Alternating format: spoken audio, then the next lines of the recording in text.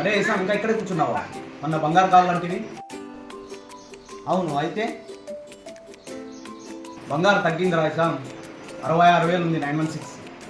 ఎక్కి తగ్గింది. నువ్వు నా సబ్స్క్రైబర్వే కదా? అవును. అయితే నా ఆఫర్ చూడలేదా? తులానికి 9% మాత్రమే, అంటే 10 గ్రాములకి 900 మిల్లీ తరుగు మాత్రమే పడుతుంది నా సబ్స్క్రైబర్.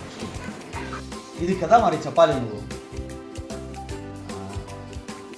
ఇంకా ఏంటో ఆలోచిస్తున్నావు?